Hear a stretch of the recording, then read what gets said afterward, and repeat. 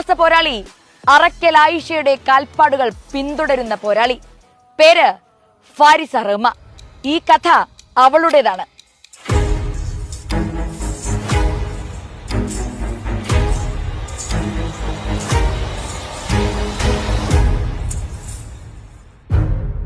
ഉപ്പ കളരി പഠിച്ചിട്ടുണ്ടായിരുന്നു. അങ്ങനെ സ്കൂളിൽ ഒരു ദിവസം ഇങ്ങനെ കരാട്ടെ, സെൽഫ് ഡിഫെൻസ് പഠിപ്പിക്കുക എന്നുള്ള രീതിയിൽ കരാട്ടെ, കളരിപ്പാറ്റ് രണ്ട് ഇത് വന്നു. അങ്ങനെ ആ ടൈമിൽ ഉപ്പാട് ഞാൻ കരാട്ടയ്ക്ക് ചേരട്ടെന്ന് ചോദിച്ചപ്പോൾ ഉപ്പ പറഞ്ഞു കളരിയാണ് നല്ലത്, വഴക്കുണ്ടാവാനും. അങ്ങനെ മൊത്തത്തിൽ അങ്ങനെ പറഞ്ഞു. അങ്ങനെ കളരിയിലോട്ട് വന്നു. വീട്ടിൽ നല്ല സപ്പോർട്ടാണ്. എതിർപ്പുള്ള ബന്ധുക്കളുണ്ടായിരുന്നു, പക്ഷെ പാരൻസ് ആണല്ലോ മെയിൻ. അതെ അതെ, അവർക്ക് പ്രശ്നമില്ല, ഓലാരും മെയിൻ എന്താന്ന് പറഞ്ഞിട്ടുണ്ട്. അപ്പൊ പിന്നെ നമുക്ക് ഫ്രീഡം ഉണ്ട്. തുടങ്ങിയ ടൈമില് ഇതിന് പോയിട്ട് എന്താ കാര്യം, വലിയ ഉപകാരം ഇല്ലല്ലോ, അങ്ങനെ സംസാരിക്കുന്ന ആൾക്കാരൊക്കെ ഉണ്ടായിരുന്നു. മെയിനായിട്ട് സെൽഫ് കോൺഫിഡൻസ് ആണ്. ഈ ഞാൻ ഇങ്ങനെ സംസാരിക്കുന്ന ആളെ ആയിരുന്നില്ല. പിന്നെ അതേപോലെ സ്റ്റേജിൽ കയറാൻ ഭയങ്കര സ്റ്റേജ് ഫിയർ ഉണ്ടായിരുന്നു. എല്ലാം ഉണ്ടായിരുന്നു.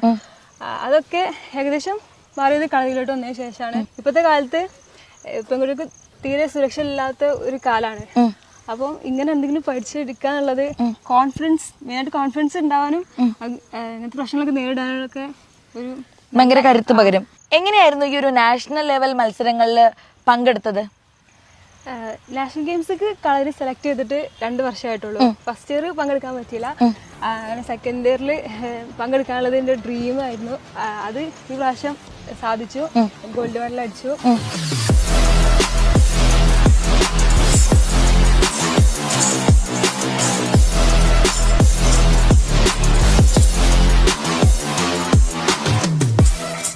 പരിശീലനം എല്ലാ ദിവസവും ഉണ്ടാവാറുണ്ടോ? പ്രാക്ടീസിന് പോവാറുണ്ടോ?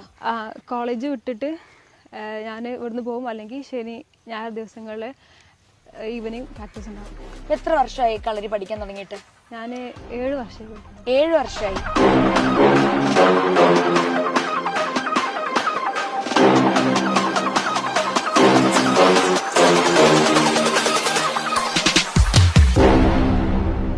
ഒരു കാലത്ത് പുരുഷന്മാർക്ക് മാത്രം കളിക്കാവുന്ന കളിയായിരുന്ന കളരിപ്പയറ്റ് പിന്നീട് സ്ത്രീകൾക്കും അവകാശപ്പെട്ടതായി മാറി.